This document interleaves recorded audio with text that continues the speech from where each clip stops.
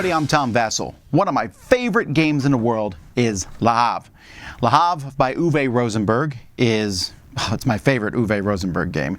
It's a game in which you are in a town, building up this town, getting buildings, using these buildings to get resources. So this is just a quick little video showing my 10 favorite buildings.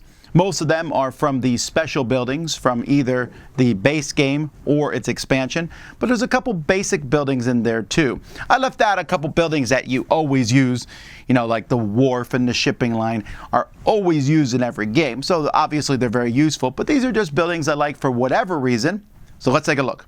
I have an honorable mention here for the church, and this is actually, I think, one of the most useless buildings in the entire game, but it's just funny to change 5 loaves of bread and 2 fishes into 10 loaves of bread and 5 fishes. I'm always amused by that, but you mostly build it to get the 26 points. All right, but let's take a look here.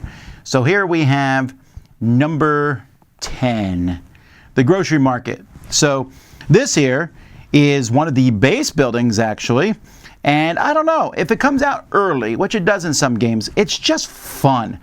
Because you're getting a cow and meat and fish and smoked fish and bread and wheat.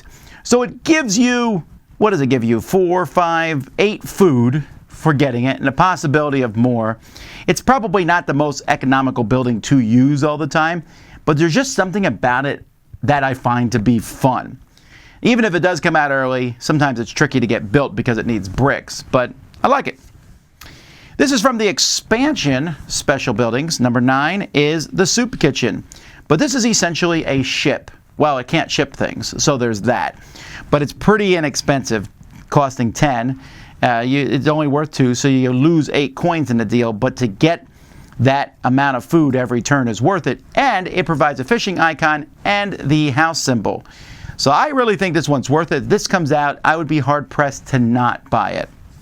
Number 8 is also from the expansion special cards, the Brick Trader.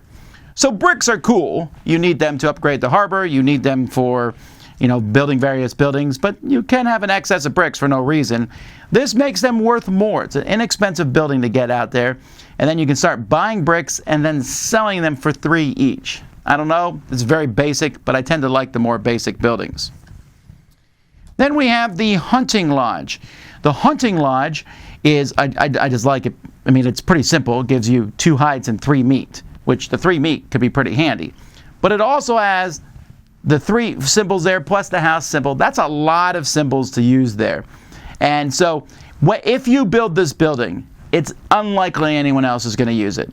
Unlikely they're going to give you 1 food to get 9 and 2 hides. It might happen. But for you, you got a free spot to get that stuff, and you have all those icons. I like it. This is from the special buildings from the base game. Another special building from the base game is the labor exchange. Again, it gives you a fishing icon and then gives you 1 fish per fishing icon and 1 coal per hammer. Now, the disadvantage of having this building is other people can use it for free. But man, if you have a couple hammers to be able to snag that coal and then get some fish at the same time, the combo is odd, but because of that odd combo, I always like having coal, and fish, of course, is useful. It's really a nice building. Speaking of fish, my number 5 building here is the fish market. Really like the fish market. This is a,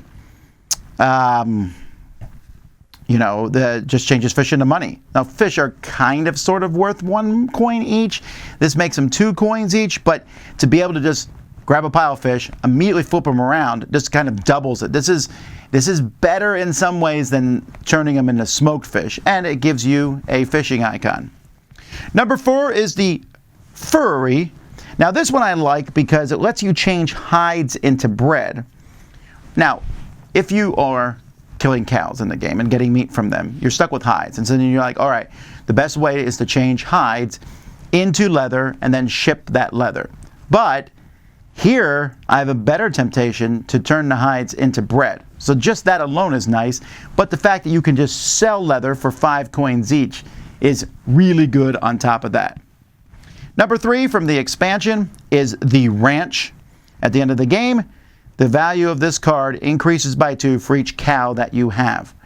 So this is kind of an interesting one to have, because if you're not going with a heavy shipping strategy or turning cows into meat, the ranch can be a really neat thing. If this comes out, I'll consider buying it, and then how am I going to flip this around and just start getting a whole bunch of cows at the end of the game? They're worth 2 points each. Number 2 is the charcoal kiln. This is a regular building. And this one I think is really underutilized, because as the game goes by, you get into coal. You turn coal into coke, and you get tons of energy.